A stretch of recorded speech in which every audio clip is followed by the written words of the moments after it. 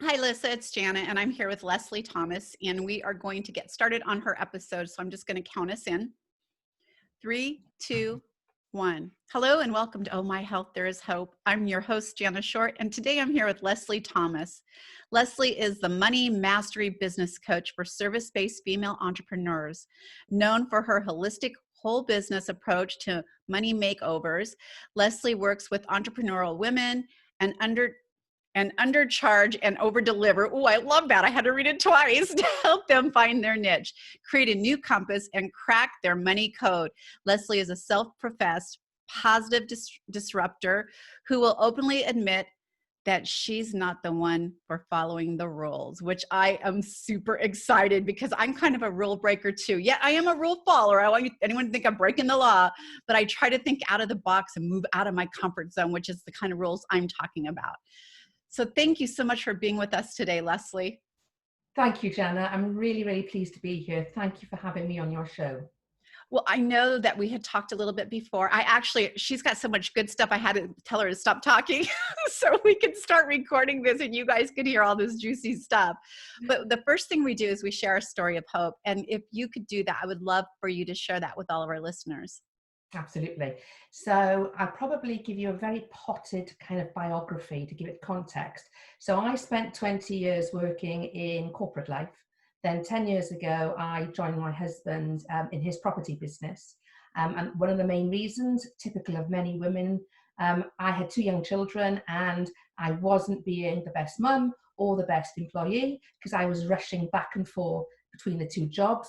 I was leaving my husband to look after the children while I was shooting up to London. I had half a mind on my job and the other half about getting home to be with my children to give them a kiss goodnight.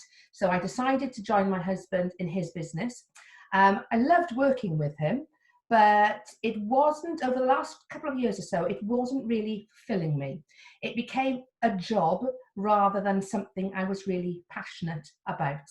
And I kept saying to my husband, I want to do something else, but I'm not sure what I want to do. At this stage, I was 48, 49.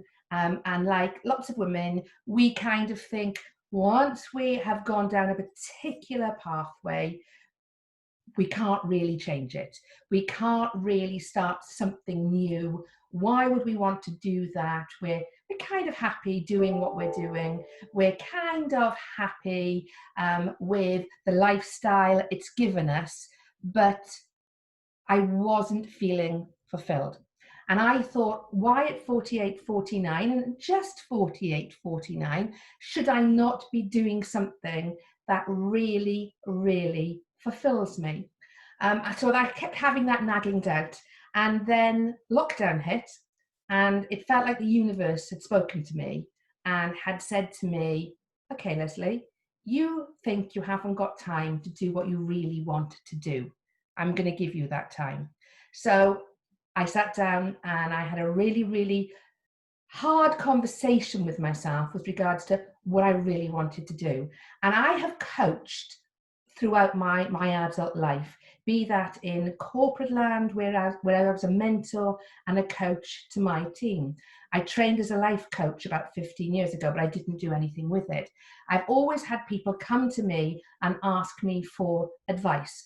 And that's because I'm a good listener. I am able to be quite intuitive in hearing what people are not wanting to say.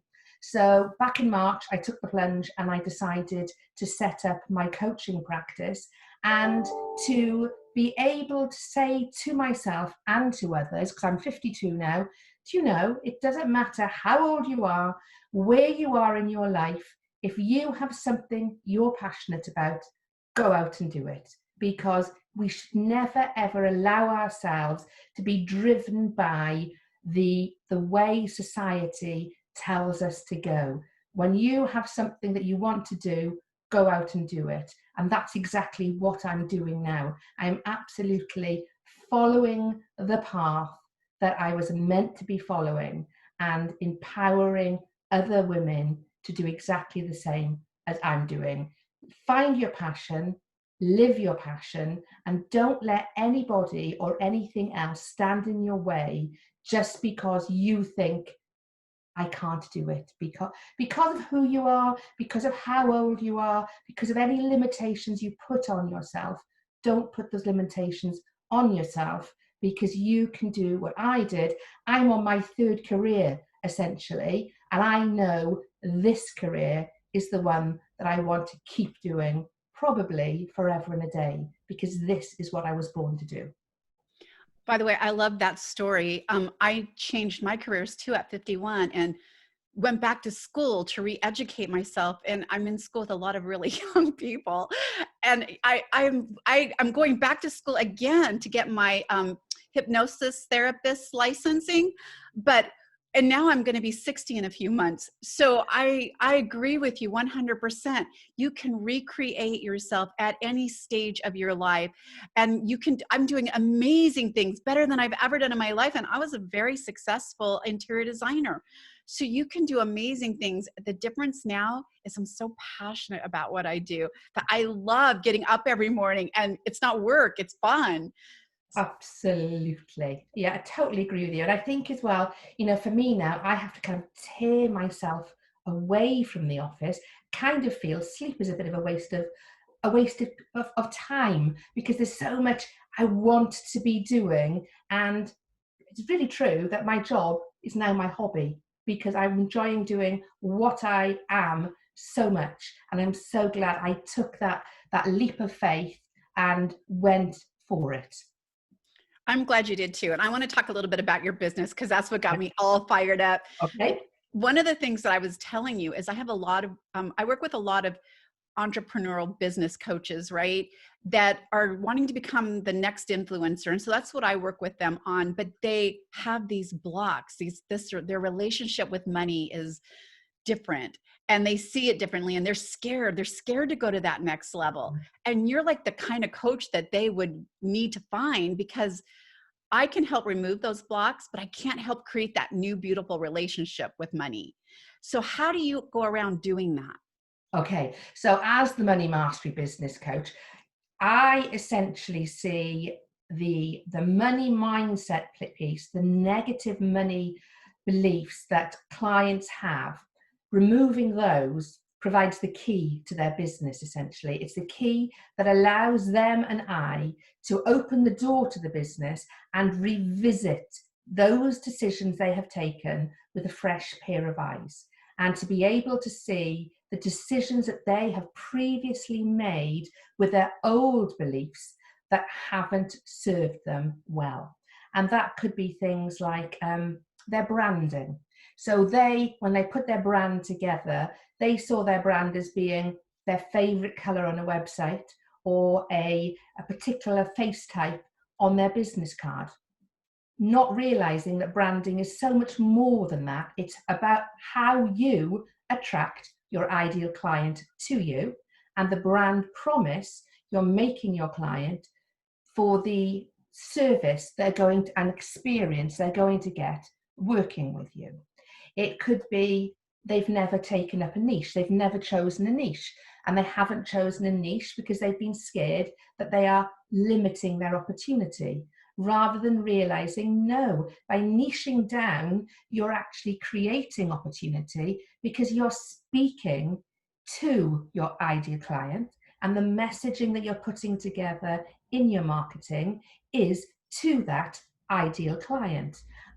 They probably don't have a signature system, so they have no way of speaking to their client about the results they specifically bring for their client, and how they bring the results for their clients. So they're competing in a marketplace that is probably very, very noisy, and not creating a real point of difference for themselves, which a signature system will do.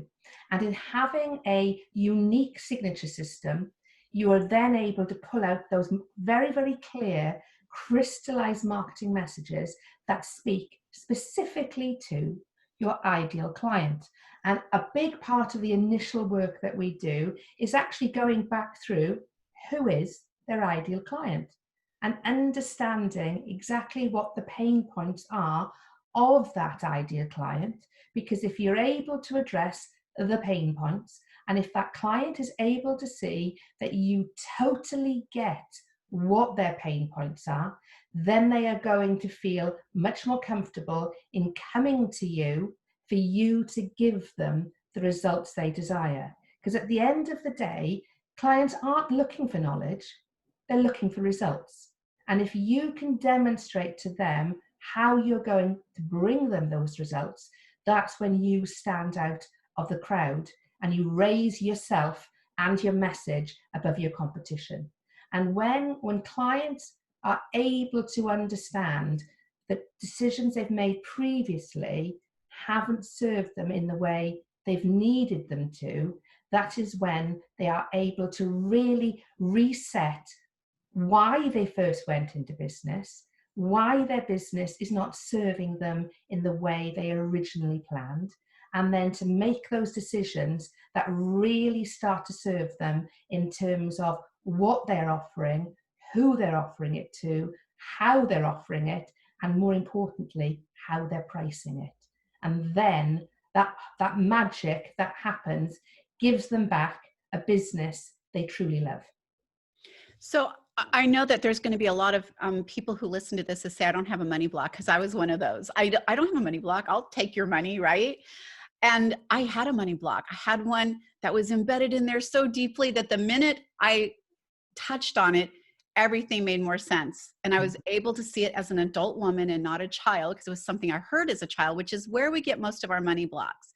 Absolutely. And when I came back to my computer the next Monday, I looked at my screen and there were all these opportunities that were always there, but I didn't see them as an opportunity. I saw them as too much work, something I'm not ready to get into. How am I going to do that?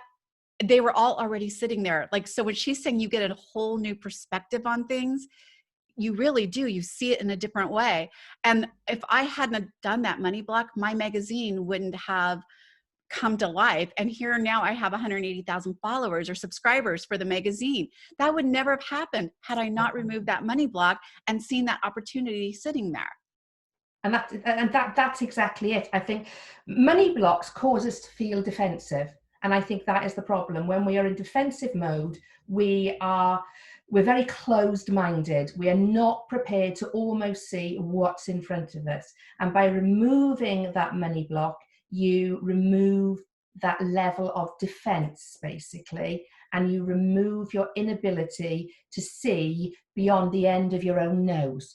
Particularly as an entrepreneur, when you have developed your own business, you do feel some level of disappointment if that business isn't working in the way that you want it to.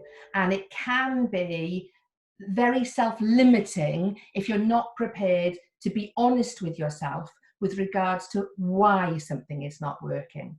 And I have found it hugely, the number of clients that have these light bulb moments and suddenly forgive themselves for being so hard on themselves with regards to why their business has suddenly become stuck. And it's not that they're not being successful, they are being successful, but they're not seeing the progress that they want to see. And that lack of progress is usually because somewhere in there, there is a money belief, or as you will know, Jana, very, very closely linked to money beliefs is your self-value and your self-worth.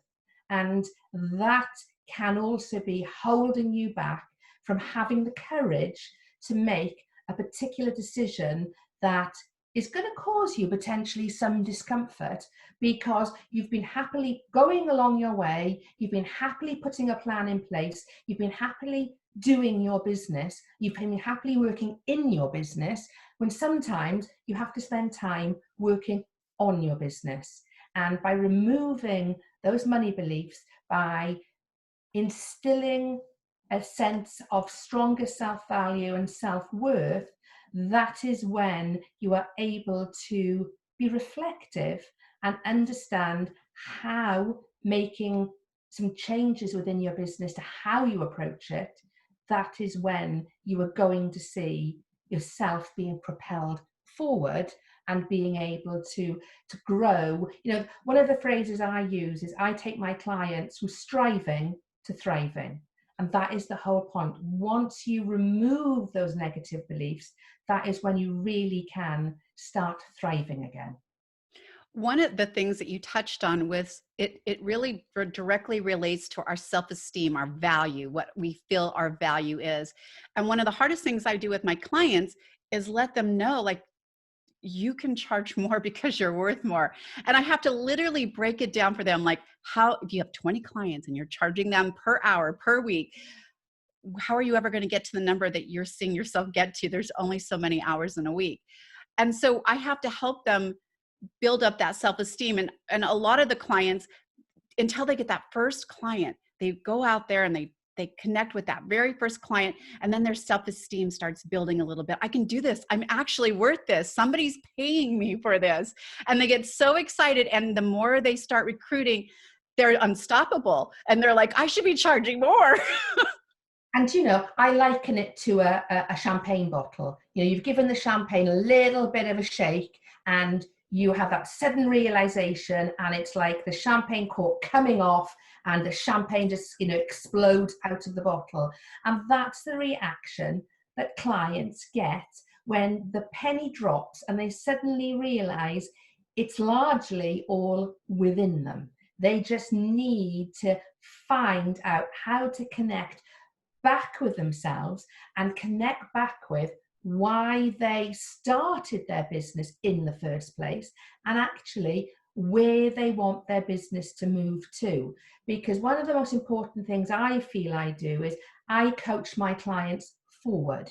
I get them to take a glimpse of themselves in the future and to feel what it's like to experience themselves in the future, and therefore what they're going to let go of now that is preventing them from getting to their future self.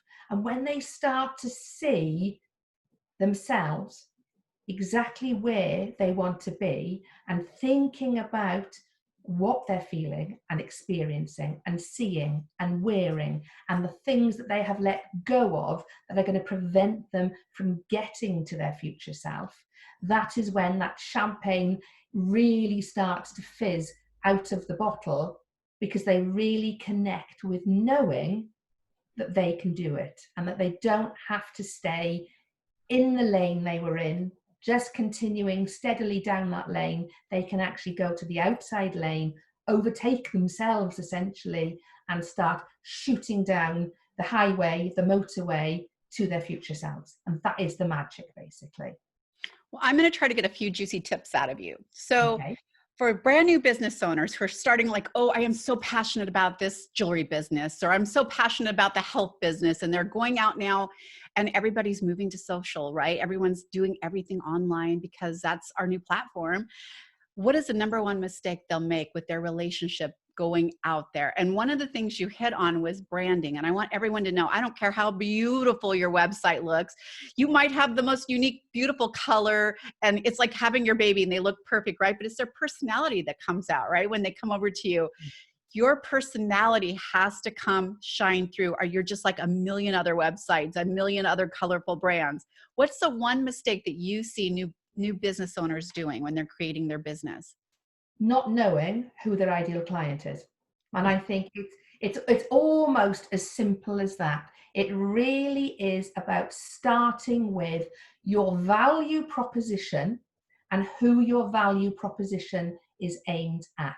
And your value proposition is, what are you doing and what are the results you're going to bring? If you're a jewelry owner, is what do you intend that jewelry to make your clients feel? What is the experience you want them to have of wearing your jewelry?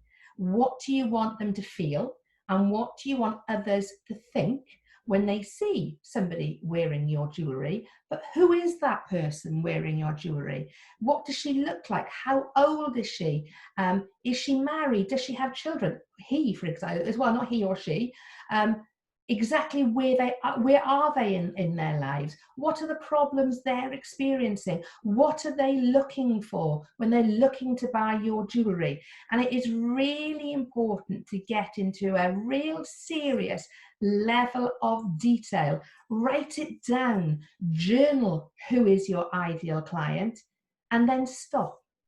Your ideal client isn't going to be your ideal client, your one ideal client forever, but it's going to be the ideal client that you're going to be designing your product for, your service for, and it's how you're going to create those marketing messages, that brand experience that your client is going to have working with you.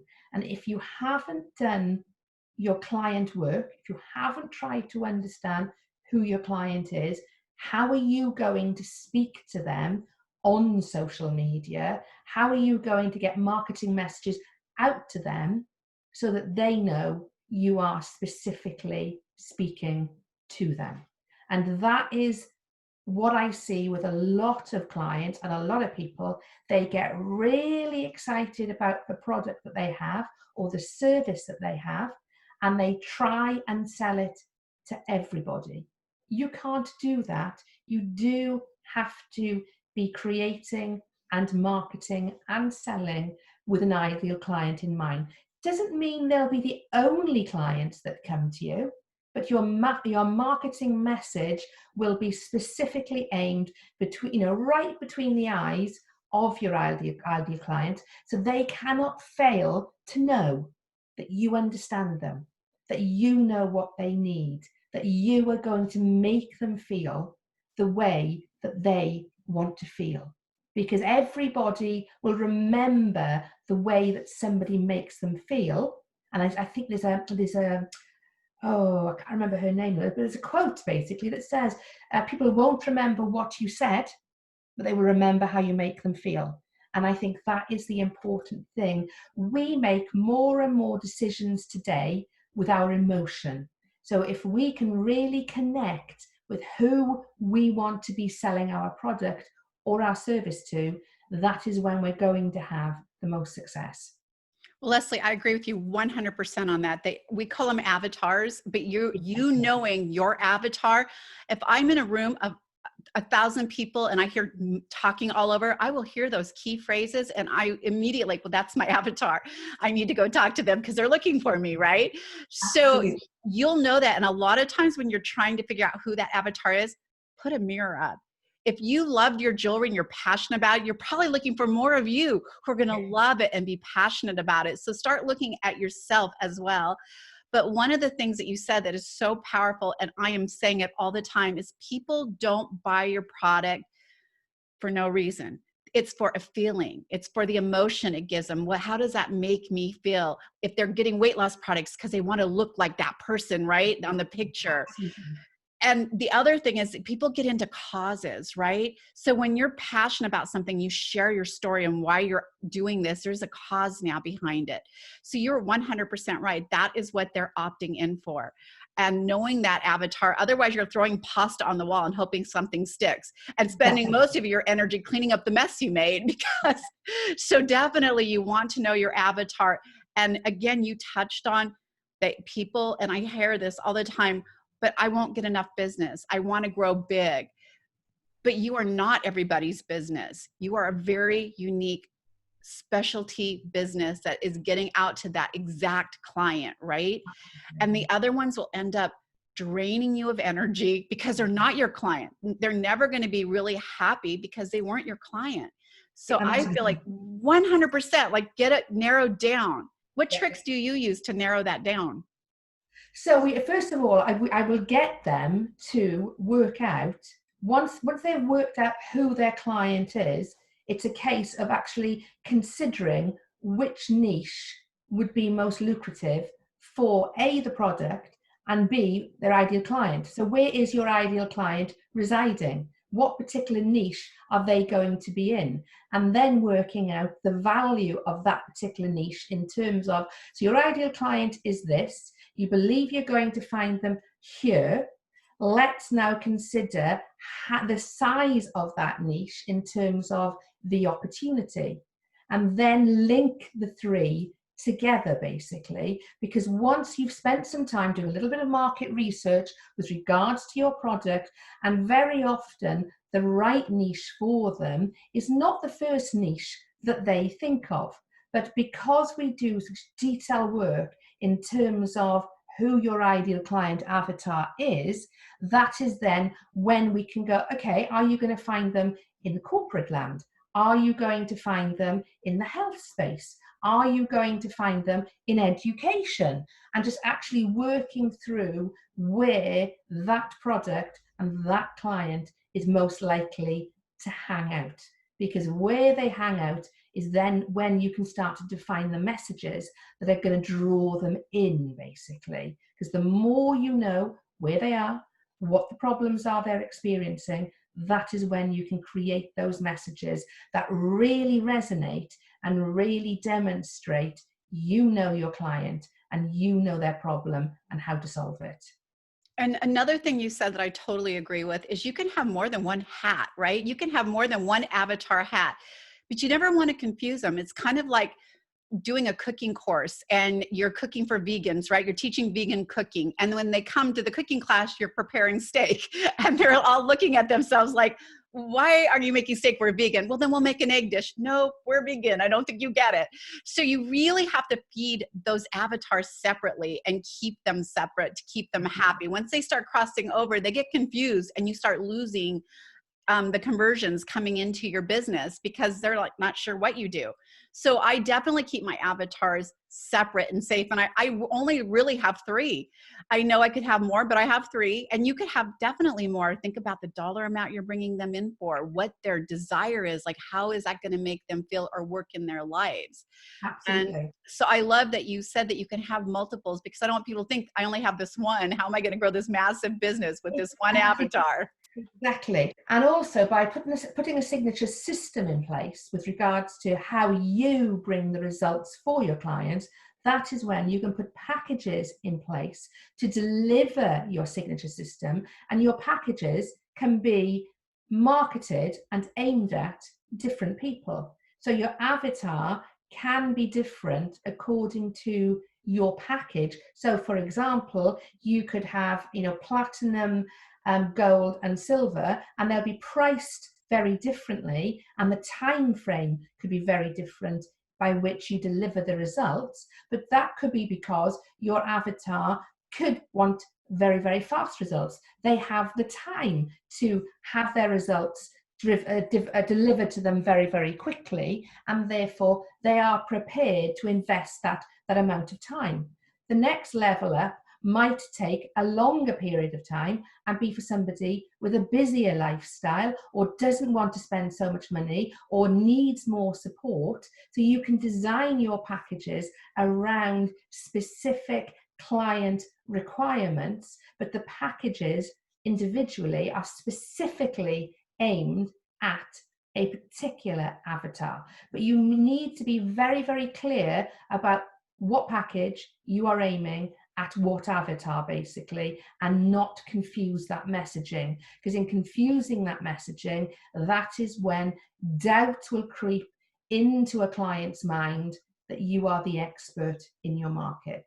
And what you always need to be demonstrating is you are expert in your market, and give clients the confidence either of the quality of the product you're delivering or the results you're going to bring as far as your service is concerned. So by being very clear and not blurring those lines, that is when you can serve more than one avatar, but you must be very clear about how you're serving them and what you're serving them with.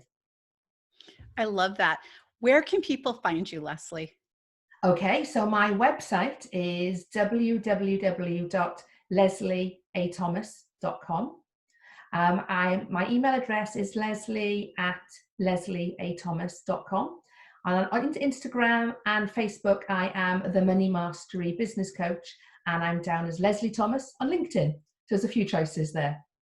Well, I'm going to tell you guys, I don't promote, I love listening to all coaches, but I don't get 100% in, and I'm 100% in with Leslie. So I'm highly recommending, because these are true facts that I work with my clients on. It is definitely going to hold you back from popping that champagne cork. And so I would love to see you connect with her. All her information will be in the show notes. And definitely reach out to her, start following her, get to know her a little bit. And maybe she's going to be the right coach for you to help you move on to that next level and start thriving in your business. So thank you so much for being with us today, Leslie. My pleasure. Really enjoyed speaking to you, Jana. Thank you very much.